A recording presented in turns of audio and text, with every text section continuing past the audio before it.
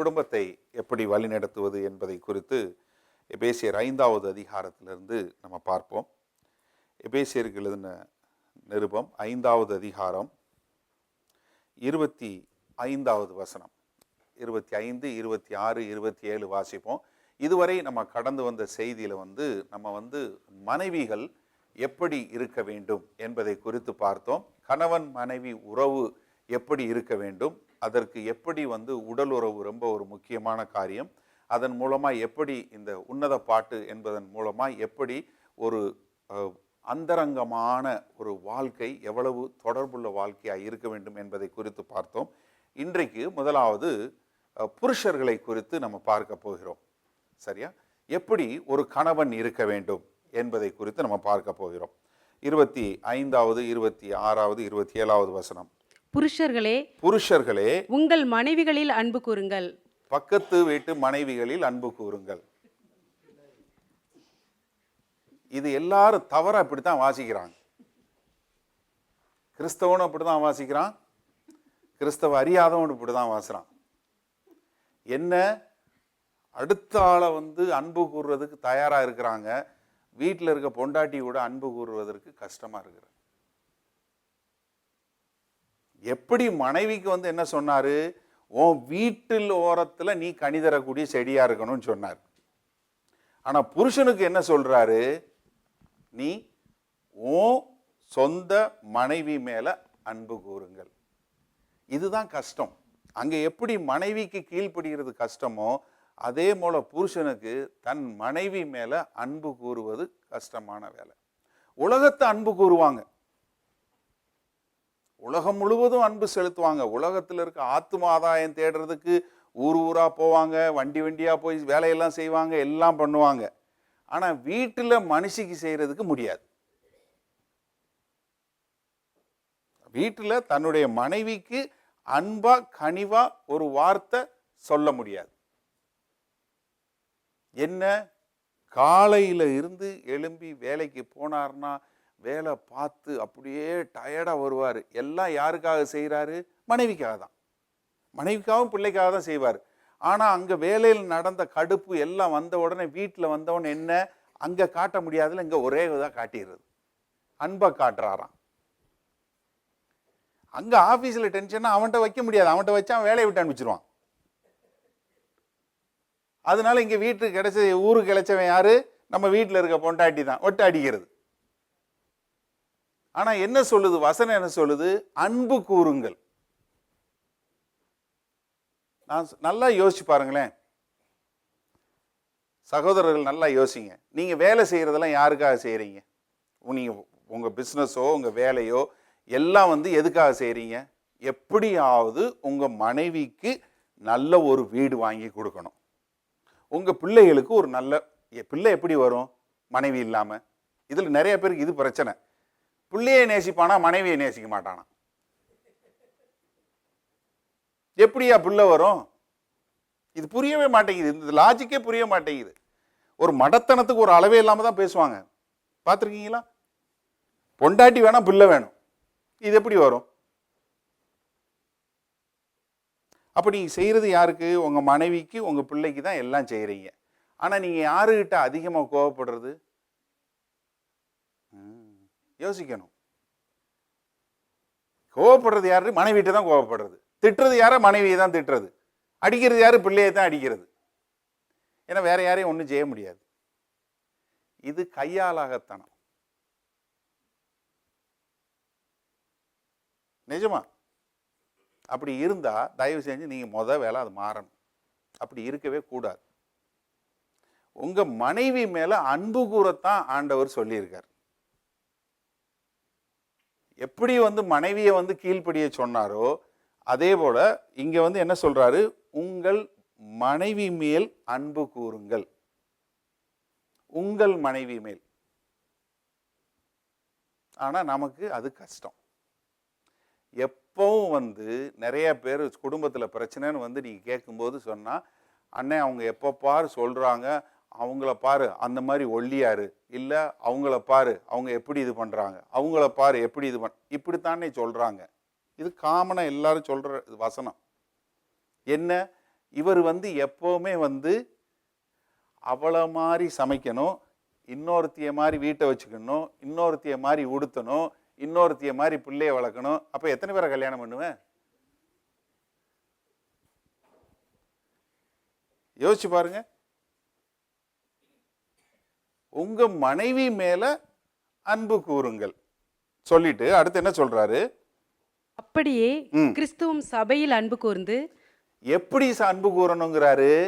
கிறிஸ்து சபைக்கு எப்படி அன்பு கூர்ந்தாரோ அதை போல கணவன் மனைவி மேல அன்பு கூறணும். எப்படி கிறிஸ்து எப்படி அன்பு கூர்ந்ததை எப்படி காட்டினாரு?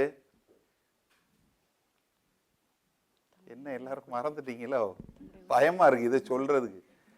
சபைக்காக தன் உயிரையே கொடுத்தார். நம்ம ஆளுங்கிட்ட உடனே சொல்லுவான், நான் சாக தயார்னே, ஆனா வாழ முடியாதுன்னு. இது ஒரு டயலாக் வச்சிருக்கானு, செத்துனாலும் போறேனே. எப்படி? மனைவிக்காக தன் உயிரையும் கொடுக்கக்கூடிய அளவிற்கு அன்பு செலுத்தணும். அப்ப என்ன? முதல்ல உங்களுடைய சுயம் சாக வேண்டும். நான் என்கிற அந்த சுயம் சாகலைன்னா உங்களால உங்க மனைவிய அன்பு கூறவே முடியாது. நான் பெரிய ஆளு, நான் இப்படி, நான் அப்படி. நிறைய இடங்கள்ல பாத்தீங்கன்னா இந்த ஒரு டிஸ்பாரிட்டின்னு சொல்லக்கூடிய ஒரு சமநிலை இல்லாத காரியங்கள் என்ன? கணவன் வேலைக்கு போயிட்டு வருவாரு, ஒரு சில வீட்டில் மனைவிகள் வீட்டில் இருப்பாங்க. ஆனால் என்ன இருக்கும்? அதனால கணவன் மனைவியை நான் நல்லா சம்பாட்டு போடுறேன், நீ எல்லாம் வீட்டில் உட்காந்து எல்லாத்தையும் போட்டு எல்லாத்தையும் வீணாக்கு, யார் பில்லு கட்டுறது? உங்கள் அப்பனா கட்டுறது? இப்படின்னு சொல்லி ஒன்று சண்டை போடுறது, இது பண்ணுறது. இல்லை மனைவி வேலைக்கு போயிட்டு வந்த உடனே கணவன் என்ன சொல்கிறது? எனக்கு பசிக்குது. ஏன் அவளுக்கு பசிக்காதா? யோசிக்கிறதே கிடையாது. ஏன்னா நீங்கள் என்னன்னா ஒரு அன்பு கூறக்கூடிய ஆளாக இருந்தால் நீங்கள் என்ன பண்ணுவீங்க? ஆண்டவராகிய இயேசு கிறிஸ்து எப்படி அன்பு கூர்ந்திருப்பாரு அதை பார்க்கணும். அடுத்த வசனம் வாசிமா, 26வது வசனம் வாசி. தாம் அதை திருவசனத்தை கொண்டு தண்ணீர் முழுக்கினால் சுத்திகரித்து பரிசுத்தமாக்குகிறதற்கும் கரைதிரை முதலானவைகள் ஒன்றும் இல்லாமல் பரிசுத்தமும் பிழையற்றதுமான மகிமையுள்ள சபையாக அதை தமக்கு முன் நிறுத்திக் கொள்வதற்கும் தம்மை தாமே அதற்காக ஒப்பு கொடுத்தார். அந்தப்படியே அடுத்த வசனம், புருஷர்களும் அந்தப்படியே எப்படி கிறிஸ்து என்னென்ன செஞ்சாரோ அந்தப்படியே புருஷர்களும் தங்கள் மனைவிகளை தங்கள் சொந்த சரீரங்களாக பாவித்து அவர்களில் அன்பு கூற வேண்டும். முதல்ல எப்படி அன்பு கூறணுமா? உன் சரீரத்து மேல நீ அன்பு கூறுவது எப்படி அன்பு கூறுவியோ அதை போல உன் மனைவி மேல நீ அன்பு கூற வேண்டும். யாராவது என் சரீரத்தை எனக்கு பிடிக்கலன்னு சொல்றவங்க இருக்கிறீங்களா? கிடையாது. இன்னைக்கு இருக்கிற நிறைய மார்க்கெட்டிங் பூராமே என்ன நடக்குது? உங்க சரீரத்தை குறித்து தான் இருக்கு. நீங்க எந்த இதை எடுத்தீங்கனாலும் எல்லாமே உங்க சரீர சம்பந்தமான காரியங்களுக்கு தான் அட்வர்டைஸ்மெண்ட்டே. இந்த கிரீமை போட்டா நீ அழகாயிடலாம், இதை சாப்பிட்டா நீ இப்படி ஆயிடலாம், இதை எக்ஸசைஸ் பண்ணேன்னா உனக்கு இங்கே மசில் வரும், இல்லை இதை பண்ணேன்னா அது வரும். இப்படி எதையாவது சொல்லி சொல்லி சொல்லி சொல்லி எல்லாமே என்ன?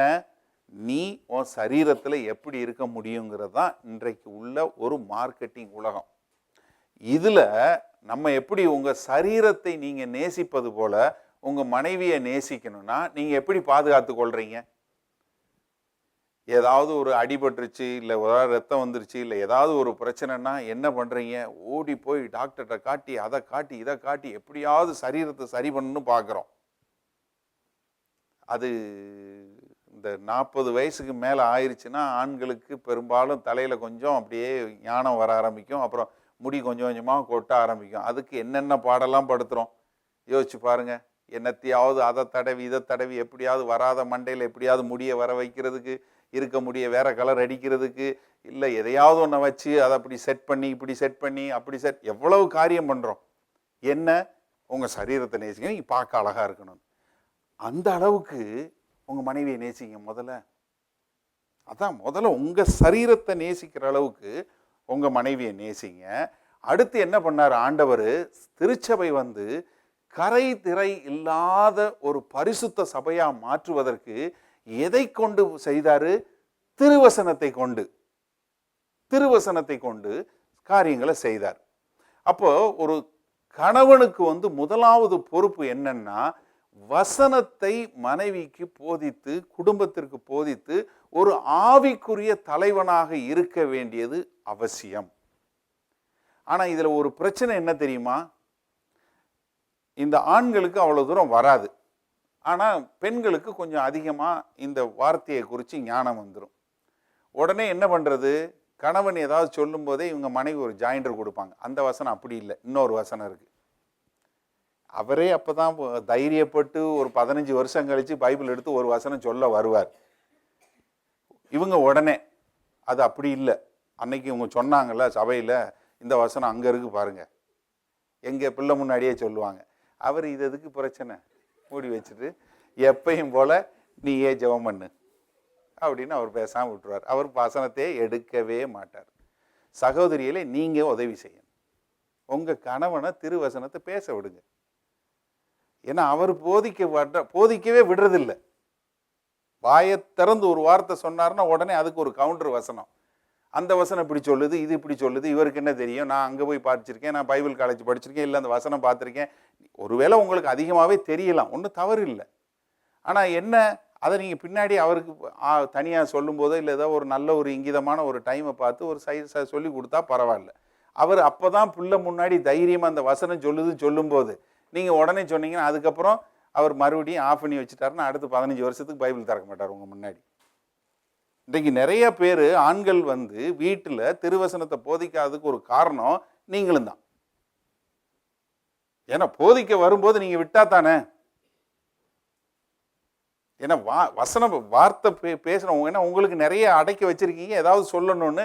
அது எப்போ ஒரு சந்தர்ப்பம் கிடைக்கணும்னு ஒரு ஏன்னா ஆண்டவரை பற்றி சொல்கிறதுனால ஒரு ரொம்ப சந்தோஷமாக வேற இது சொல்ல ஆரம்பிச்சதும் அவர் ஏற்கனவே பேசுறது இல்லை, இனி அவ்வளோதான் மொத்தத்தையும் ஆஃப் பண்ணிட்டு பேசாமல் உட்காந்துருவார். ஆனால் திருவசனத்தை போதிக்கக்கூடிய ஒரு கணவன் வந்து என்ன செய்யணுமா? கழுவுறதுங்கிறது வந்து ஒன்று. நீங்கள் இது ஒரு சின்ன காரியம் சொல்லி கொடுத்துறேன். ஏன்னா நீங்கள் இது கழுவுறணுன்னு உடனே உங்களை பரிசுத்தமாக்குறது கணவனோட வேலையான்னு யோசிச்சிடக்கூடாது. நீங்கள் வந்து பார்த்தீங்கன்னா யோவான் 13வது அதிகாரத்தில் ஆண்டவர் வந்து பாதங்களை கழுவுன்னு சொல்லுது. பேதுரு வந்து சொல்கிறான், இல்லை ஆண்டவரேன்னு சொல்லும்போது அப்போ ஆண்டவர் சொல்கிறாரு, நீ ஒரு தடவை குளிச்சா போகணும், ஆனால் அதுக்கப்புறம் இதில் வந்து உன்னுடைய பாதங்களை நான் கழுவணும் அப்படின்னு. அப்போ என்னென்னா, நீங்கள் ஆண்டவராகிய இயேசு கிறிஸ்துவை ஏற்றுக்கொண்ட மாத்திரத்தில் நீங்கள் பரிசுத்தவானாய் கழுவப்பட்டு விடுறீங்க. ஆனால் என்ன ஆகுது, எப்படி காலையில் குளித்தாலும் காலையிலேருந்து அப்படி வெளியே போயிட்டு வரும்போது எப்படி உங்களுக்கு அழுக்கு வருதோ அதை போல் அப்பப்போ நீங்கள் வந்து உங்களுடைய வாழ்க்கையில் என்ன மாதிரி பாவங்கள் என்ன மாதிரி ஒரு காரியங்கள் தெரியுதுங்கிறத வசனத்தின் மூலமாய் கழுவி உங்களை மறுபடியும் மேலும் பரிசுத்தமாக்க வேண்டியது தான் கணவனுடைய பொறுப்பு. ஏன்னா நான் ஆண்டவர் சொல்கிறார் இல்லையா, யோவான் 15வது அதிகாரத்தில் சொல்லும்போது சொல்கிறாரு, 17வது அதிகாரத்தில் சொல்லும்போது சொல்கிறாரு, இதோ திருவசனத்தின் மூலமாய் நீங்கள் பரிசுத்தமாக்கப்பட்டீர்கள் என்று சொல்லக்கூடியது சொல்கிறாரு. அப்போ இந்த திருவசனத்தை வந்து போதிக்கக்கூடிய ஒரு ஆளாய் வர வேண்டும்.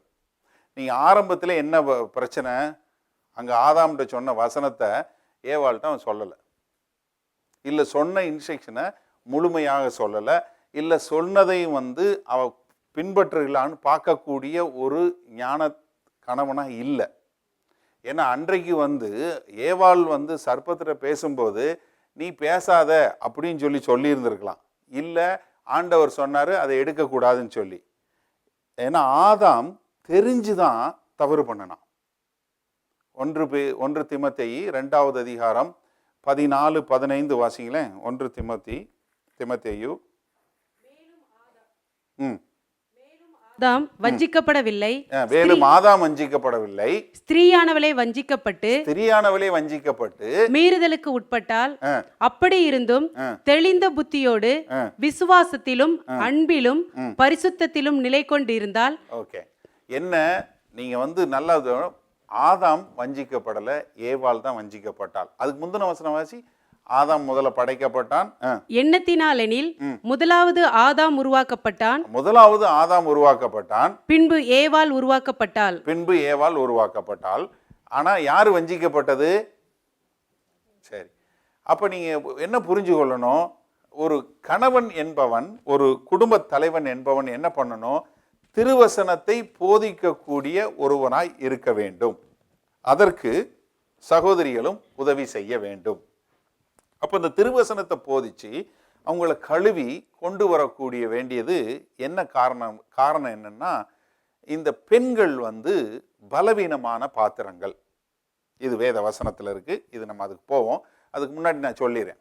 அதாவது சரீர பிரகாரமாகவும் பெண்கள் சில காரியங்களை செய்ய முடியாது. இன்றைக்கு சொல்றாங்க, நம்ம எல்லாம் சரி சமன்னு சொல்லி நிறைய வேலைகளில் பெண்கள் இன்னைக்கு எடுக்கப்பட்டிருக்காங்க ஆர்மியில். ஆனால் நீங்கள் நல்லா யோசிச்சு பாருங்க, பெண்களால் செய்ய முடியாத நிறைய காரியங்கள் இருக்கு. அதுவும் இல்லை, உங்களுடைய பலத்திற்கும் ஆண்களுடைய பலத்திற்கும் ஒரு வித்தியாசம் இருக்கு.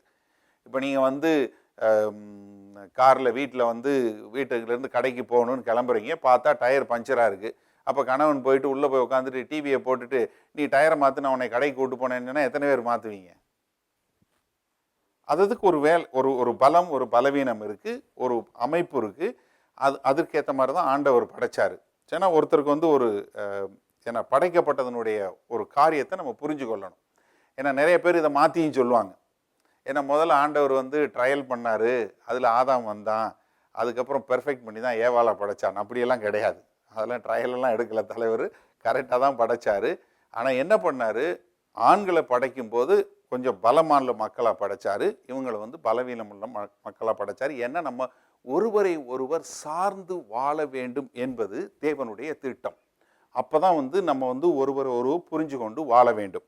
ஏன்னா அந்த குடும்பத்தை பற்றி சொல்லும்போது இங்கே எபேசியர் 5வது அதிகாரத்தில் இருக்குது, கொலோசியர் 3வது அதிகாரம் 18வது வசனத்திலிருந்து இருக்குது, 1 பேதுரு 2வது அதிகாரம் 3வது அதிகாரத்தில் இருக்குது. நம்ம அதில் 1 பேதுரு 2வது அதிகாரத்தில் இருந்து ஒரு சில காரியங்களை பார்த்துட்டு அதை பார்க்கும்போது நமக்கு இதில் புரிஞ்சிடும்.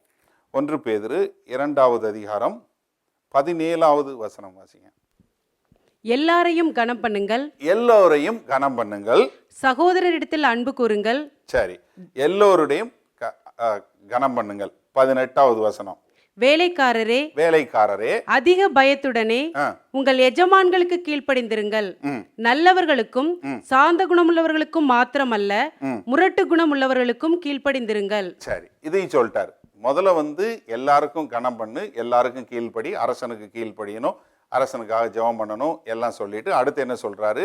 வேலை பார்க்குறவன் வேலைக்காரன் நல்ல முதலாளிக்கும் சரி கெட்ட முதலாளிக்கா இருந்தாலும் சரி நீ கீழ்ப்படிந்து இருக்கணும்னு சொல்லிட்டு 3வது அதிகாரம் 1வது வசனம். அந்தபடியே மனைவிகளே, அந்தபடியே எந்தபடி நீ அரசனுக்கு எப்படி கீழ்ப்படுகிறியோ அதே போல எப்படி நல்ல முதலாளினாலும் கெட்ட முதலாளினாலும் நீ கீழ்ப்படுகிறியோ அதே போல நல்ல புருஷனாலும் கெட்ட புருஷனாலும் நீ கீழ்ப்படி அப்படின்னு சொல்லிட்டு புருஷர்களுக்கு சொல்றதுக்கு முன்னாடி என்ன சொல்ற? புருஷருக்கு சொல்ற காரியத்தை 7வது வசனம் வாசிங்க. அந்தபடி புருஷர்களே, அந்தபடி எங்க மறுபடியும் அந்தபடி எப்படி? ஏன்னா இது நான் முதல்ல சொல்லும்போது நிறைய பேர் சந்தோஷமா கேட்டீங்க. எப்படி நான் சொல்லும்போது ஆஹா பாத்தியா எப்படி சொல்லியிருக்காரு ஆண்டவர், அந்தப்படி கீழ்ப்படியணும் அப்படின்னு. இப்போ என்ன சொல்றாரு? அந்தப்படி புருஷர்களே, மனைவியானவள் பலவீன பாண்டமாய் இருக்கிறபடியால் உங்கள் ஜெபங்களுக்கு தடை வராதபடிக்கு. என்ன வரும்? உங்க ஜெபத்துக்கு தடை எங்க வரும்? உங்க மனைவியிட்ட இருந்தே வந்துடும். உங்க மனைவியிட்ட இருந்தே உங்க ஜெபம் மேல போகவே போகாது. நீங்க எவ்வளவு வேணாலும் கத்தலாம், அல்லேலூயா ஆண்டவரே, மைக்க போட்டும் கத்தலாம், ஆண்டவரே அப்படி இப்படின்னு கத்தலாம். வீட்டில் உங்க மனைவிக்கு அன்ன காசிக்கிட்டு இருந்தானா கேட்கவே கேட்காது, உங்க வீட்டு கூரையவே தாண்டாது. நல்ல ஒரு நிமிஷம் சிந்திங்க. என்ன வேணாலும் இருக்கலாம். உங்க மனைவியுடைய இது உடகார நீங்க அவங்க பலவீனமானவங்களை கனப்படுத்த வேண்டும். தமிழில் மாற்றிருக்கு. முதல்ல ஆங்கில பைபிளில் பார்த்தீங்கன்னா முதல்ல கனம் பண்ண வேண்டியது இருக்கும், அதுக்கப்புறம் இதை பற்றி இருக்கும். நீங்கள் வாசிங்க அந்த வசனத்தை, 7வது வசனம் வாசிங்க. நீங்கள் விவேகத்தோடு அவர்களுடனே வாழ்ந்து விவேகத்துடனே அவர்களுடைய வாழ்ந்து உங்களுடனே கூட அவர்களும் நித்திய ஜீவனாகிய கிருபையை சுதந்தரித்துக் கொள்கிறவர்களானபடியினால் அவர்களுக்கு செய்ய வேண்டிய கனத்தை செய்யுங்கள். அவர்களுக்கு செய்ய வேண்டிய கனத்தை செய்யுங்கள். உங்கள் மனைவிக்கு நீங்கள் என்ன கனம் கொடுக்கிறீங்க? இது எழுதுனது 2000 வருஷத்துக்கு முன்பாக. எப்படி? 2000 வருஷத்துக்கு முன்பாக நான் நிறைய முறை சொல்லியிருக்கேன், பெண்களை வாங்க வித்து கொண்டிருந்தாங்க, நாயை விட கேவலமா நடத்தி இருந்தாங்க. அப்ப எழுதின வசனம். எப்படி? நீ உன் மனைவிக்கு கனத்தை கொடு. அவ யாரு? பலவீனமான பாத்திரம். ஏன்னா அந்த நமக்கு கண்ணீர் வரக்கூடிய கிளான்ஸ் வைக்கும்போது ஆண்டவர் அந்த பக்கம் கொஞ்சம் ஜாஸ்தி வச்சுட்டார். நமக்கு சாதாரணமா கண்ணீர் வராது, அங்க சாதாரணமா நிக்காது. ரெண்டுக்கு ஒரு பிரச்சனை. இங்க ஸ்டார்டிங் ட்ரபுள், அங்க ஸ்டாப்பிங் ட்ரபுள். இங்க ஸ்டார்ட்டே ஆகாது, கண்ணீரே வராது, அங்க நிறுத்த முடியாது. அப்படின்னு சொல்லும் போதே ஒன்றும் இல்லைனே, நான் நல்லா தானே இருக்கிறேன் சொல்லும் போதே வந்துடும். என்னம்மா எப்படி இருக்கிற? மூஞ்சி ஒரு மாதிரி. இல்லைண்ணே நான் நல்லா தானே இருக்கிறேன், ஒன்றும் இல்லைண்ணே. எப்படி? அதாவது பலவீனமான பாத்திரத்தை நீங்க எப்படி கனப்படுத்த முடியும்? யோசிச்சு பாருங்க. பலமான ஆளா கனப்படுத்த முடியும். நீ பணமாலான பயந்து கனப்படுத்துவீங்க. ஐயோ இவன் அடிச்சான்னா ஜொப்பா தாங்காது. ரைட்டு, நான் ஒன்றும் சொல்லலைங்க, ரைட்டுங்க, போயிட்டு வரேங்க. ஆனா பலவீனமான ஆளை பார்த்து நீங்க கனம் பண்ணணும்னா அப்ப எப்படி இருக்கணும்? யோசிச்சு பாருங்க. ஏன்னா ஆங்கில வேதாகமத்தில் சொல்லும்போது you live with your wife with understanding. நீங்கள் புரிந்து கொண்டு, தமிழ்ல விவேகத்தோடு அப்படின்னு போட்டிருக்கு. என்ன விவேகம்? உன் மனைவி பலவீனமானவள், அவளை நான் கஷ்டப்படுத்தாதபடி நான் அவள் மேல் அன்பு செலுத்தி அவளை உற்சாகப்படுத்தி அவளை எனக்கு உரியவள். எப்படி ஆதாம் சொன்னது போல என்னுடைய மாம்சத்தின் மாம்சம் என்னுடைய சதையின் சதை அப்படின்னு சொன்னது போல நான் அப்படிப்பட்ட ஒரு கணத்தை கொடுத்து எனக்கு சமமாய் நான் நடத்தி அதன் மூலமாய் நான் ஆண்டவரை மகிமைப்படுத்துவேன் என்று சொல்லக்கூடியதா முதல்ல நீங்க புரிந்து கொண்டு வாழணும். முதல்ல புரிந்து கொள்ளணும். இந்த புரிந்து கொள்றது அப்படின்னு சொல்லும்போது இந்த காரியத்தை சொல்லி கொடுக்குறேன் உங்களுக்கு. ஏன்னா ஆண்களுக்கு நான் சொன்னது போல எப்பவுமே 365 நாள் ஒரே மாதிரி எமோஷன் இருக்கும். ஆனா பெண்களுக்கு அப்படி கிடையாது. உங்களுக்கு மாதவிடாய் காலம் வரும்போது மேலே போகும், கீழே வரும். அது நிறைய உங்களுக்கு நிறைய ஹார்மோனல் சேஞ்ச். உங்களை அறியாமல் கோவம் வரும், உங்களை அறியாமல் அழுக வரும், ஒரு சில உங்களை அறியாமல் பயங்கர அன்பும் வரும், எல்லாமே வரும். எப்படி நம்ம பிரிட்டனில் ஒரு நாளில் காலையில் ஸ்னோ அடிக்குது, மத்தியானம் ஹெயில் ஸ்டாம் அடிக்குது, சாயந்தரம் மழை பெய்யுது, அப்புறம் ஈவினிங்கில் வெயில் அடிக்குது. அதே மாதிரி உங்களுக்கு எல்லாமே ஒரே மாதத்தில் போயிடும். ஆனால் நம்ம ஆளுக்கு எப்பயும் ஒரே மாதிரி இருப்பார், என்ன ஆனாலும் அப்படியே இருப்பார். ஆனால் பெண்களுக்கு அப்படி இல்லை. யாராவது ஒரு வார்த்தை சொல்லிட்டா, ஐயோ இப்படி சொல்லிட்டாங்க அப்படி சொல்லிட்டாங்க, ஆனால் அவர் அதை பற்றி கவலையே பட மாட்டார். அதில் என்ன இருக்கு அப்படின்னு. மார்கரெட் தாட்சர் அயன் லேடின்னு சொல்லி நம்ம எல்லாரும் சொல்லக்கூடிய ஒரு பிரைம் மினிஸ்டர், இந்த நாட்டை ஆண்டவங்க. அவங்க என்ன செய்ய முடியலன்ற நல்லா தெரிஞ்சவங்க. அவங்க ஆட்சிக்கு வரும்போது அவங்க கூட இருந்த எல்லா அமைச்சர்களும் ஒருத்தரா அவங்கள விட்டு போயிட்டாங்க.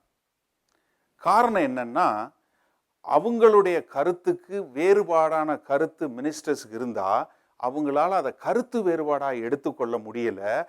ஆளோட வேறுபாடா எடுத்துக்கொண்டு ஒருத்தரா போக ஆரம்பிச்சாங்க. ஏன்னா கருத்து வேறுபாடு வரலாம், ஆனா அவங்களால ஆளையும் கருத்தையும் பிரிச்சு பார்க்க முடியல. யாரு? அயன் லேடின்னு சொல்லக்கூடிய மார்கரெட் தாட்சர் மூலமா. அவங்களுடைய கடைசி இது என்னாச்சு தெரியுமா? எல்லாரும் ஒவ்வொருத்தரா போய் கடைசியா இருந்தவர் போன உடனே அவங்களுடைய ஆட்சி ஒண்ணுமில்லாம போய் அவங்க ஒண்ணுமில்லாம போயிட்டாங்க. ஏன்? அவ்வளவு திறமையா ஆளக்கூடிய அவ்வளவு இருந்த ஆள் உள்ளவங்களுக்கு அவங்களுக்கு என்ன பார்க்க முடியல? ஆளையும் அவருடைய கருத்தையும் தனியாக பிரித்து பார்க்க முடியவில்லை. அப்போ ஒரு கணவனுக்கு என்ன தெரியணும்? என் மனைவி ஒரு பலவீனமான பாத்திரம், அவளுக்கு இந்த மாதிரி இருக்கும், நான் அதனால தவறுதலா மற்றவர்களை நினைக்க போறதில்லை.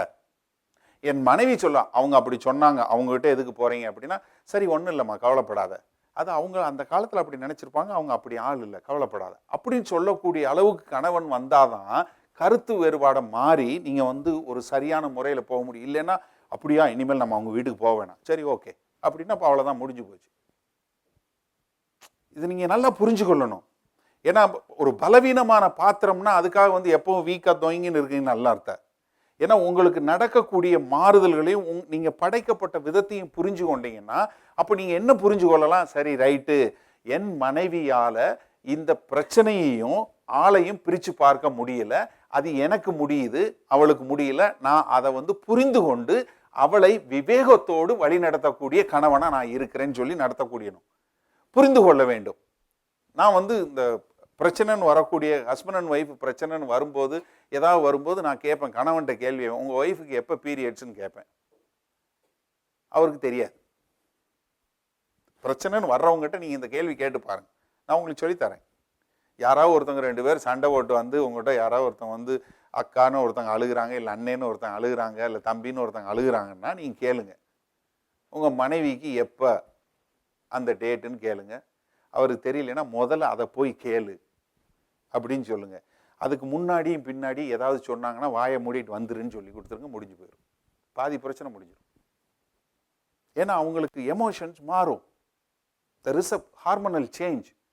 அப்போ அதை புரிந்து கொள்ளணும். அதுதான் பலவீனமான பாத்திரத்தை புரிந்து கொண்டு வாழ்றது. அப்போ நீங்கள் எவ்வளோ பேருக்கு இது காரியங்கள் தெரியும்? என்ன சர்ச்சில் போய் இதெல்லாம் சொல்கிறாங்க, இதைத்தான் சொல்லி கொடுக்காதனால தான் இன்னைக்கு இவ்வளோ பிரச்சனை. ஏன்னா உனக்கு பலவீனம் என்னங்கிறது என்ன பிரச்சனைங்கிறதே புரியாத அளவுக்கு இருக்கும்போது பிறகு எப்படி நீங்கள் அதை டீல் பண்ண முடியும்? யோசிச்சு பாருங்க. ஒன்று புரிந்து கொள்ளணும், ரெண்டாவது என்ன பண்ணணும், கனம் பண்ண வேண்டும். கனம் பண்ணா என் பொண்டாட்டியை தலையில் தூக்கி வச்சு ஆட சொல்ல, தவறாம புரிஞ்சு கொள்ளக்கூடாது.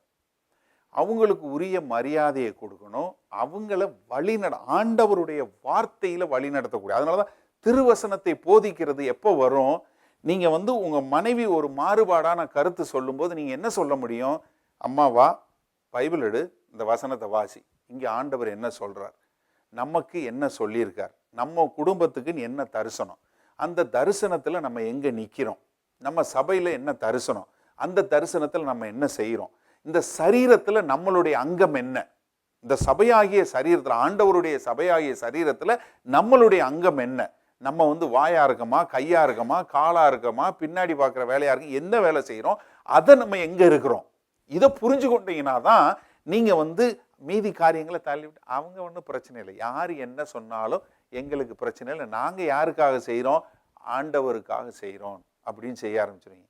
ஏன்னா இன்னைக்கு சபைகளில் நிறைய கருத்து வேறுபாடு வந்து இன்றைக்கு ஒரு குடும்பமாக சேர்ந்து வாழ முடியாத காரணம் என்ன தெரியுமா, நிறைய வரக்கூடிய சகோதரிகளுக்குள்ள வரக்கூடிய பிரச்சனை. 2 சகோதரிகளுக்குள்ள வரக்கூடிய பிரச்சனை என்ன பண்ணும், அவங்க இவங்க கணவன்கிட்ட சொல்ல, அவங்க இவங்க கணவன்கிட்ட சொல்ல, என்னமே இல்லாமல் 2 பேர் நல்லா பழகிட்டு இருந்தேன், அதுக்கப்புறம் பார்த்தா இந்த பக்கமும் அவனும் இந்த பக்கம் திரும்பி நிற்பான், ஒன்றுமே இருக்காது. என்ன மச்சான் நீயும் பேச மாட்டேங்கிற, ஆமாடா ஒன்றும் ஒரே பிஸி ஆகி போச்சு, ஓகே பார்ப்போம் அவ்வளோதான். அதுக்கப்புறம் அவ்வளோதான் இருக்கும். அப்புறம் கொஞ்சம் கொஞ்சமாக பிரிஞ்சு போயிடுவாங்க. பிறகு கடைசியில் ஹலோ நல்லா இருக்கீங்களா பிரதர்னு வந்துடுவாங்க. ஏன்னா இதை புரிஞ்சு கொண்டு வாழக்கூடிய மக்களாக நம்ம வாழணும். ஒன்று வந்து அந்த கனம் பண்ணுவது என்னன்னா, மனைவிக்குரிய மரியாதையை கொடுக்கணும். ஆனால் அவங்க பண்ணக்கூடிய அவங்க சொல்லக்கூடிய கருத்துக்களை நம்ம எது மூலமாக எடுத்து பார்க்கணும், தேவனுடைய வார்த்தையின் மூலமாக தான் பார்க்க வேண்டும். அந்த தேவனுடைய வார்த்தையை எடுத்து நம்மளுடைய அழைப்பில் எங்கே இருக்கிறோம், உனக்கு ஆண்டவர் கொடுத்த அழைப்பில் நீ எங்கே இருக்க, தயவு செய்து ஜெபம் பண்ணுமா, அதுக்கேற்ற மாதிரி பண்ணுவோம் அப்படின்னு சொல்லி சொன்னீங்கன்னா, அதுக்கப்புறம் அவங்களே வந்து ஒரு 4 நாள் கழித்து ஆமாங்க நீங்கள் சொன்னது சரி அப்படின்னு சொல்லுவாங்க. அப்போ என்னன்னா நம்ம வந்து ஒரு கணவன் என்ன பண்ணணும், எது மனைவி கூட அன்போடு வாழ வேண்டும். அப்போஸ்தலனாகிய பேதுரு வந்து இதை அழகா சொல்லி கொடுத்துட்டு என்ன சொல்றாரு, இந்த 3 காரியமும் உன் கணவன் மனைவி உறவுல இல்லைன்னா உன் ஜெபம் கேட்கறதுக்கு நீயே தடையா போயிடுவ.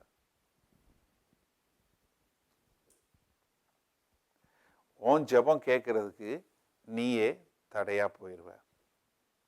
அப்ப யோசிச்சு பாருங்க, நீங்க எவ்வளவு உபவாசம் இருந்து எவ்வளவு வார்த்தை வாசித்து எவ்வளோ நேரம் முழங்கால் நின்னா உங்கள் முட்டி தான் தேயும், உங்கள் குரல் தான் போகுமே ஒழிய ஆண்டவர்கிட்ட இருந்து பதிலே வராது. கேட்காது சொல்றார் ஆண்டவர்.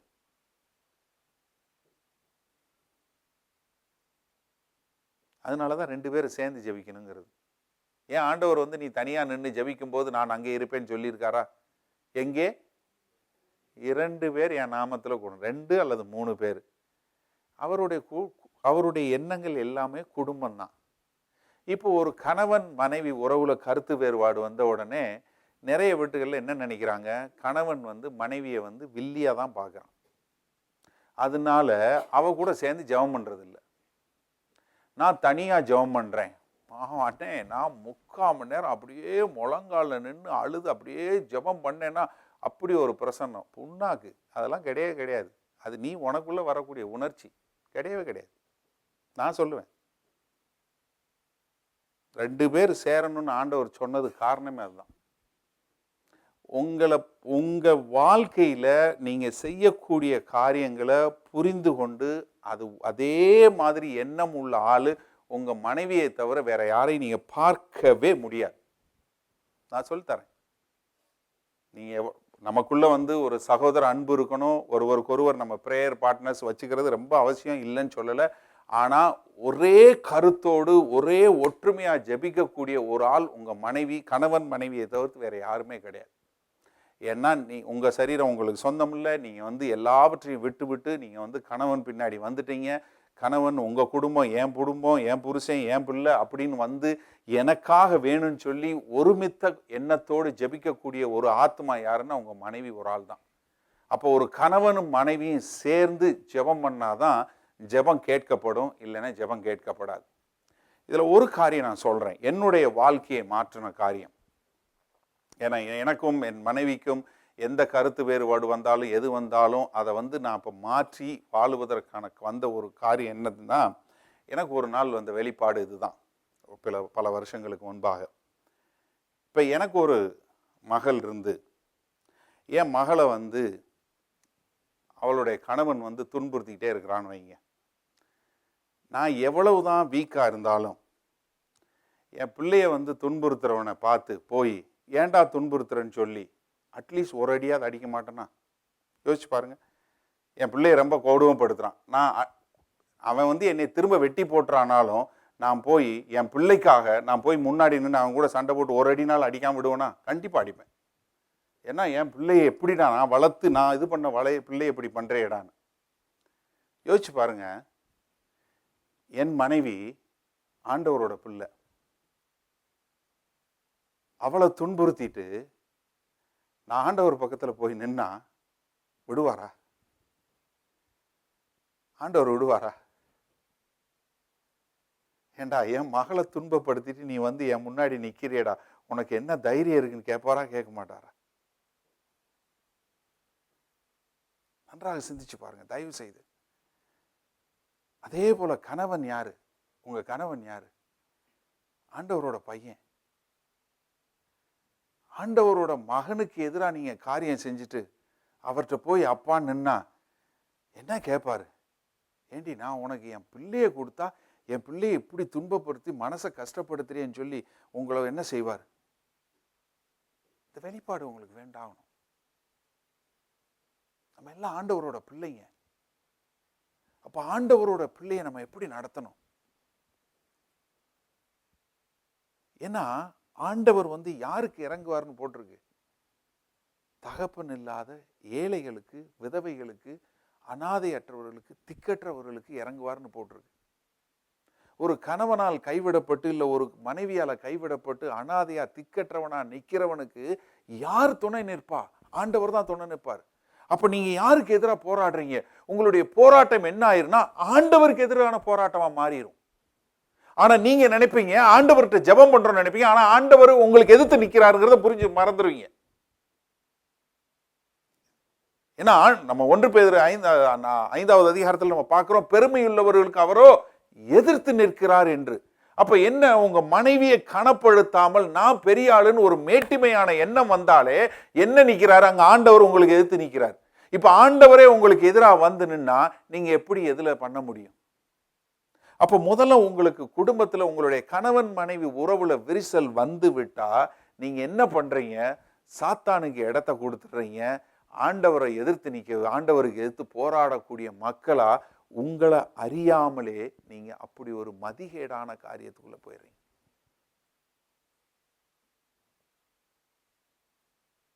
ஏன்னா இது பேதுரு சொல்லக்கூடிய காரியம் அதே மாதிரி. கொலோசியர்ல இதை சொல்லும்போது 3வது அதிகாரம் கொலோசியர்ல இது இன்னொரு வார்த்தை அங்க இருக்கு பாருங்க. கொலோசியர் 3வது அதிகாரம்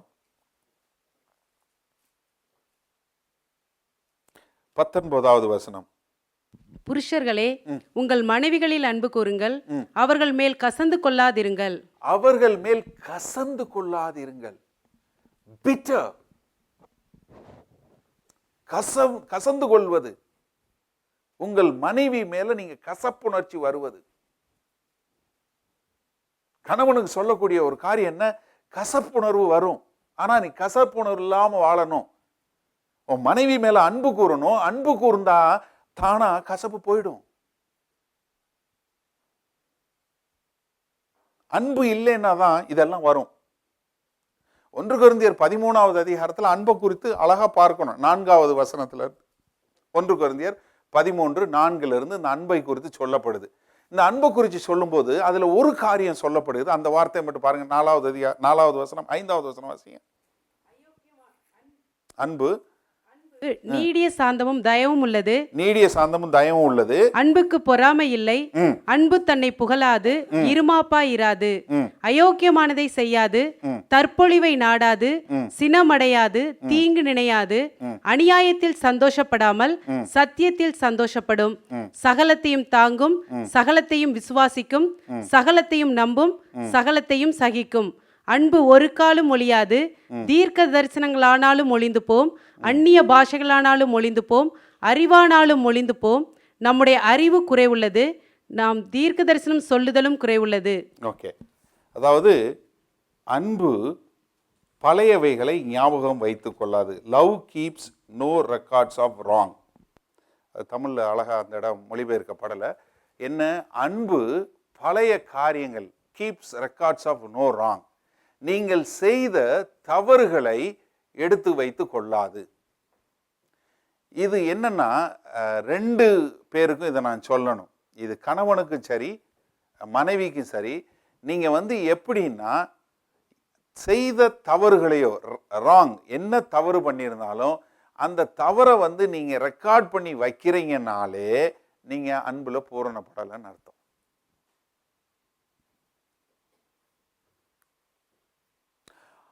அன்னைக்கு நீ இப்படித்தான் செஞ்ச அப்படின்னா என்ன அர்த்தம்? எங்க போச்சு உங்க அன்புன்னு கேட்கணும். உங்க அம்மா என்னை திட்டினாங்க. எங்க அம்மாவை பார்த்தே 15 வருஷம் ஆச்சு. அப்பதான் சொல்றேன்.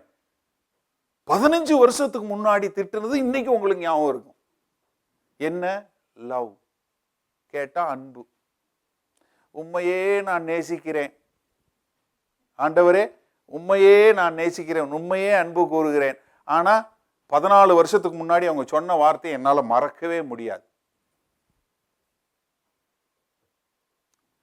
அன்பு தவறானவைகளை கணக்குல வைத்தே கொள்ளாது. ஒரு சிலருக்கு இந்த மெமரி இல்லாம போகணும்னு ஜெபம் பண்ண வேண்டியது ரொம்ப அவசியம்.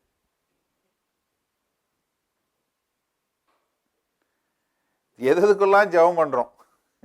ஆண்டவரே எனக்கு இந்த பழசெல்லாம், ஏன்னா பழையவைகள் எல்லாம் ஒளிந்து போயின, எல்லாம் புதிதாயின. ஏசாயா 43:18-19 ஆண்டவர் சொல்ல, பூரணமானவைகளை சிந்திக்க வேண்டாம், பழையவைகளை நீ கணக்குல வச்சுக்க வேண்டாம், இதோ நான் புதிய காரியத்தை செய்கிறேன். ஆனா நம்ம என்ன, புதிய காரியமும் வேணாம், ஆனா பழசை நான் மறக்க மாட்டேன் ஆண்டவரே. அது எப்படி? யோசிச்சு பாருங்க. தயவு செய்து இந்த பழச பூரா அழிக்க பழகுங்க. அதனாலதான் ஆண்டவர் என்ன சொல்றாரு, நம்ம எபேசியர் 5வது அதிகாரத்தில் பார்க்கும்போது, கிறிஸ்து எப்படி அன்பு கூர்ந்தாரோ. எப்படி அன்பு கூர்ந்தார்? நீங்க போன வாரம் இல்ல அதுக்கு முந்தின மாசமோ இல்ல போன வருஷமோ ஆண்டவர்கிட்ட நீங்க மன்னிப்பு கேட்டீங்க. ஆண்டவரே நான் அந்த மாதிரி தவறு செஞ்சுட்டேன், என்னை மன்னிச்சிருங்கன்னு சொல்லி. இப்போ இந்த தடவை வரும்போது என்ன சொன்னாரு? டேய், நீ போன வாரமே வந்து கேட்டு போயிட்டு மறுபடியும் வராதுன்னு சொன்னாரா?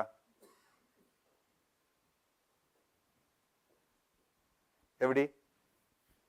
நம்ம என்ன செய்வோம் தெரியுமா? வீட்டில் கண்டிஷனல் லவ் தான் சொல்லுவோம். நீ இப்படி செய்யி, நான் உனக்கு அது வாங்கி தரேன். அது இல்லைன்னா கிடையாது. நீ அதை இப்போ தான் சொல்லி வாங்கி கொடுத்தேன், அதை உடச்சி விட்ட, நீ வேற கிடையாது. கண்டிஷன்ஸ் தான் நம்ம கொடுப்போம். ஏன்னா இது என்னென்ன, அந்த சின்ன பிள்ளையிலேருந்து அப்படியே வளர்க்குறோம். நீ ஃபர்ஸ்ட் ரேங்க் எடுத்தேன்னா உனக்கு இது வாங்கி கொடுப்பேன், நீ இது பண்ணேன்னா உனக்கு இது வாங்கி கொடுப்பேன். எங்கே அங்கேயே ஆரம்பிச்சிருச்சு பிள்ளைக்கு. அப்போ அவன் என்ன பண்ணுறான்? பெரிய ஆளாய் வளர்ந்ததுக்கப்புறம் அதே மாதிரி பொண்டாட்டின்னு சொல்கிறான், நீ இப்படி செஞ்சேன்னா நான் உனக்கு, அவங்க இப்படி செஞ்சேன்னா நான் இதை செய்வேன். மனைவியும் அதே மாதிரி ஒரு யாட் ஸ்டிக் வச்சிடறாங்க, இவங்களும் ஒன்று வச்சுக்கிறாங்க. அப்போ என்ன, நீ இதை செஞ்சேனா, நீ இதை செஞ்சேனா. அப்போ என்ன ஆயிடுது? ஒரு கணவன் மனைவி உறவே ஒரு பெர்ஃபார்மன்ஸ் மாதிரி ஆயிடுது. நீ இதை செய், நான் இதை செய்கிறேன், நீ இதை செஞ்சா நான் இதை செய், இதை செஞ்சா இதை செய், இல்லைன்னா சண்டை. அதனால தான் நீங்கள் நிறைய பேர் கல்யாணமே பண்ணாமல் பேசாமல் லிவிங் டுகெதரா. என்ன இப்போ இது எதுக்கு பிரச்சனை? எப்போ வேணாலும் போயிடலாம் பாரு.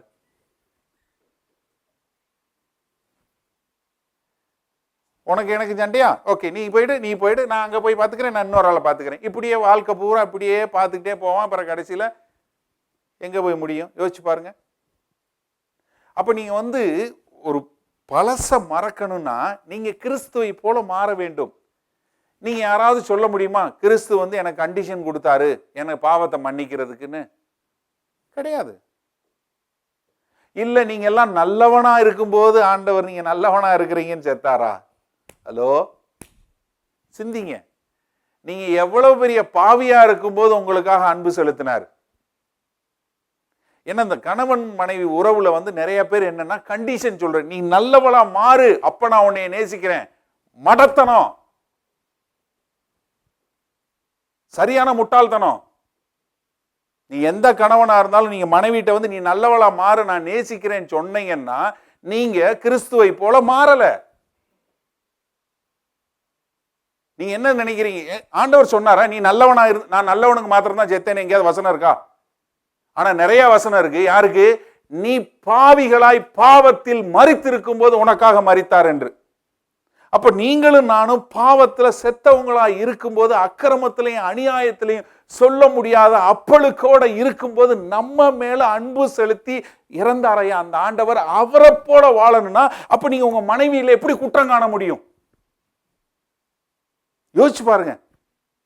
உங்க மனைவி மேல எப்படி குற்றம் பார்க்க முடியும்? நீங்க எவ்வளவு பெரிய அன்பு செலுத்தக்கூடிய மக்களா மாற வேண்டும். ஐயோ, இப்படிப்பட்ட ஒரு நல்ல கணவனான் என்று சொல்லக்கூடிய உங்க மனைவி சொல்லக்கூடிய அளவுக்கு நீங்க அந்த அளவுக்கு உங்க மனைவி மேல அன்பு செலுத்தக்கூடியவங்களா இருக்கணும். நல்லவளா இருந்தாதான் நான் அன்பு செலுத்துவேன், நீ நல்லவளா நடந்துக்கோ அப்பதான் செலுத்துவேன் சொல்றது சரியே கிடையாது. ஏன்னா கிறிஸ்து அப்படி சொல்லவே இல்லை. எத்தனை முறை மன்னிப்புக்கு போனாலும் கிறிஸ்து இன்றைக்கும் மன்னிக்கிறார். அப்ப கணவன் மனைவி உறவுல மனைவி ஒரு பலவீனமான பாண்டமா மன்னிப்பு கேட்டா நீங்க என்ன சொல்லணும்? மன்னிப்பு கேட்கறதுக்கு முன்னாடியே மன்னிக்கக்கூடிய மக்களா மாறணும். ஏன்னா ஆண்டவர் அதைத்தானே சொன்னார். ஆண்டவரே உங்களை பத்தி இப்படி பேசுறாங்க, அவன் மன்னிப்பே கேட்கல. ஆண்டவர் என்ன சொல்றாரு? அவனுடைய பாவங்கள் மன்னிக்கப்பட்டது. ஹலோ, அவன் கேட்கவே இல்லை ஆண்டவரே. இல்ல, அவன் பாவம் மன்னிக்கப்பட்டது. யோசிச்சு பாருங்க. அவங்க மனசு அழுது என்கிட்ட மன்னிப்பு கேட்டா அப்ப வேணா நான் யோசிக்கிறேன் என்கிட்ட நிறைய பேர் சொல்லியிருக்காங்க. இது ஏன் டயலாக் கிடையாது. நிறைய பேர் என்ன சொல்றாங்க, அவங்க அழுது மன்னிப்பு கேட்டு இனிமேல் அப்படி செய்ய மாட்டேன்னு சொன்னா நான் யோசிக்கிறேன் பாஸ்டர். கடைசியா ஒரு குடும்பம் பிரிஞ்சு போச்சு. அவனோட பிரச்சனை என்ன? சொத்து தான். கல்யாணம் ஆகி 1.5 வருஷம் தான் ஆகுது. ஆண்டவர் அறியாத மக்கள். அவ மன்னிப்பு கேட்டு என்கிட்ட கேட்டு நான் இனிமேல் வாழ்றேன்னு சொன்னா வாழுவேன் அப்படின்னு அவன் சொல்றான். ஆனா என்ன நடந்துச்சு? மனைவியை அடிச்சு கண்ணு தெரியாத அளவுக்கு போய் முகத்துல ஒரு பெரிய காயம் அவ அது இருக்கா. இவன் சொல்றான் அவ என்னை மன்னிப்பு கேட்டு சேர்ந்தா நான் இருப்பேன். அவங்க பொண்ணு வீட்டில் என்ன சொல்கிறாங்க, இதோட போயிடுச்சு, நல்ல வேளை என் பிள்ளை உயிரோட இருக்குன்ற அளவுக்கு அவங்க பயந்து போய் உட்காந்துருக்காங்க. இவர் என்ன சொல்கிறாரு, அவள் வந்து மன்னிப்பு கேட்கட்டும், அப்போ நான் பார்க்குறேன். எவ்வளோ ஒரு காரியங்கள் பாருங்க. நம்ம இங்கே உட்காந்து கேட்குற பரிசுத்தவான்கள்லையும் சிலர் அப்படித்தான் இருக்கிறீங்க. ஹலோ, என்ன நினைச்சிடக்கூடாது உடனே வெளியே பூரா இவ்வளவு மோசமானவனா இருக்கானுங்களேன்னு. உள்ளுக்குள்ளேயும் அப்படி ஆளுங்க இருக்கிறாங்க, வெளியே தெரியறது இல்லை. அவ்வளவுதான் வித்தியாசம். தயவு செய்து உங்க வாழ்க்கை மாற வேண்டும். வந்தோம் சும்மா நல்லா மெசேஜ் கேட்டோம் போனோன்னு இருக்கக்கூடாது. இந்த கேட்டதை வைத்து உங்க வாழ்க்கை எப்படி மாறினது? இந்த வருஷ கடைசியில நான் சொல்றேன், இந்த வருஷ கடைசியில இந்த வருஷம் ஆண்டவர் வருவது தாமதமானால், ஒருவேளை இந்த வருஷம் 31ஆம் தேதி நம்ம ஆராதனை நடத்தினோம் என்றால், அதுல மனைவிமார்கள் பூரா வந்து சாட்சி சொல்லணும். என் புருஷனை மாதிரி அல்ல பாஸ்டர், கிறிஸ்துவை பார்க்கணும்னா என் வீட்டுக்கு வாங்கன்னு சொல்லணும். அந்த அளவுக்கு நம்ம சபை மாறணும். ஒரு முன்மாதிரியா, வசனம் தெரியலையா எங்க வீட்டுக்காரர்கிட்ட கேளுங்க பாஸ்டர், உங்களுக்கு பிரசங்கத்தில் ஏதாவது பிள்ளையா என் புருஷன்ட்ட கேளுங்க அப்படின்னு சொல்ற அளவுக்கு சகோதரிகள் பூரா வந்து முன்னாடி நின்று சொல்லணும். வந்து பாருங்க, ஒரு கிறிஸ்துவை பார்க்கணும், என் புருஷனை பாருங்க, நீங்க வேற எங்கேயும் போக தேவையில்லை பாஸ்டர்ன்னு சொல்லணும். அப்படி மாறணும் நம்ம சபை, அப்படிப்பட்ட மக்களா மாறணும். அதுதான் வந்து இது கிறிஸ்துவனுடைய சபை. இல்லைன்னா நம்மளும் மற்றவர்கள் மாதிரி ஒரு நடிகர்களாவே போயிடும். அதுக்கு நிறைய பேர் இருக்காங்க, அதுக்கு இங்க உள்ள தேவையில்லை. தயவு செய்து புரிஞ்சு கொள்ளுங்க. உங்க வாழ்க்கை மாற வேண்டும். உங்களுடைய வாழ்க்கை மாறுவது, நீங்க நல்ல கிறிஸ்தவனா, நல்லா இருக்கிறீங்களா, நீங்க நல்லா மியூசிக் போடுறீங்களா, நல்லா பாட்டு பாடுறீங்களா, நல்லா பிரசங்கம் பண்றீங்களா, நல்லா காரியம் பண்றீங்களா, அதெல்லாம் விட உங்களுடைய மனைவியும் கணவனும் வந்து சாட்சி சொல்லணும். ஐயா கிறிஸ்துவ பார்க்கணுமா, என் மனைவியை வந்து பாருங்க. கிறிஸ்துவ பார்க்கணுமா, என் கணவனை பாருங்கன்னு சொல்லக்கூடிய அளவுக்கு நம்ம குடும்பமாக்கணும். நம்ம பிள்ளைகள் வந்து என்ன சொல்லணும், வாழ்ந்தா எங்க வீட்டில் வாழணும் பாஸ்டர்ன்னு சொல்லணும். நான் வந்து இப்படி ஒரு ஆசீர்வதிக்கப்பட்ட ஒரு மகனா மகளா இருப்பேன்னு எதிர்பார்க்கவே இல்லை. என் குடும்பத்தில் வந்து பாருங்க, சந்தோஷம் சமாதானம், இது வந்து கிறிஸ்து வாழுகிற வீடு, அந்த மாதிரி நாங்கள் வாழ்ந்து கொண்டு இருக்கிறோம்னு பிள்ளைங்க சொல்லணும். அந்த பிள்ளைங்களுடைய சந்தோஷத்தை சமாதானத்தை பார்த்து மற்றவர்கள் சொல்லணும், ஐயா வாழ்ந்த அந்த பிள்ளைகளை போல வாழணும், நீங்க எங்க பாருக்கிறீங்க, இதுக்கு என்ன காரணம் அப்படின்னு சொல்லும்போது, வந்து பாரு எங்களுக்குள்ள கிறிஸ்து இருக்கிறான்னு சொல்லக்கூடிய அளவுக்கு, நம்ம கிறிஸ்துவை காட்டக்கூடிய அளவுக்கு நம்ம வாழ்க்கை மாறணும். அப்ப அதற்கு முதலாவது என்ன, புருஷர்களே உங்கள் மனைவி மேல் அன்பு கூறுங்கள். இந்த அன்பு கூறுவது மிகவும் முக்கியமான ஒரு காரியம். முதலாவது அன்பு எந்த ஒரு ரெக்கார்டும் வச்சுக்காது. இன்னைக்கு முதல் ஸ்டெப் எடுங்க. இதுவரைக்கும் உங்க குடும்பத்துல உங்கள் மனைவி செய்த எந்த காரியமாக இருந்தாலும் அதை இன்றோட இங்க இறக்கி வச்சுட்டு போயிருங்க. எப்படி? இங்க போட்டுட்டு போயிருங்க. எப்படி காணிக்க போட்டா திரும்ப வந்து எடுத்துட்டு போறது இல்லையோ, அதை எடுக்கிறீங்களா என்ன? எல்லாம் ஒரு மாதிரி என்னை பார்க்கும், எனக்கே பயம் வந்துருச்சு.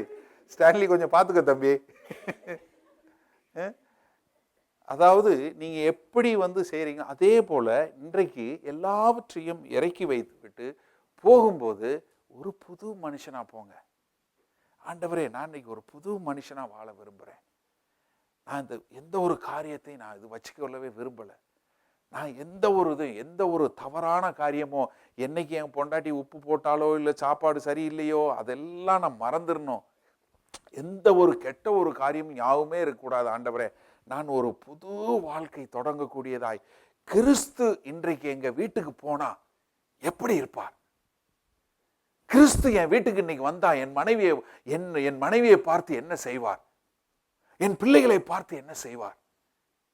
அப்படிப்பட்ட ஒரு வாழ்க்கை நான் போகும்போது, என் வீட்டுக்குள்ள நான் போகும்போது அடி எடுத்து வைக்கும்போது, இங்கிருந்து போய் என் வீட்டுக்குள்ள அடி எடுத்து வைக்கும்போது ஒரு கிறிஸ்துவை போல நான் வாழ விரும்புகிறேன். என்னை நானே தாழ்த்தி என் மனைவிக்காக, என் குடும்பத்திற்காக நான் எல்லாம் உழைக்கிறேன். ஆனா இன்றைக்கு அது இல்லை. நான் உள்ளரங்கமாய் நான் என் வாழ்க்கையே ஒப்பு கொடுத்து நான் மாறி வாழ விரும்புகிறேன் என்று சொல்லக்கூடியதை நம்ம வாழ்வோமா? ஒரு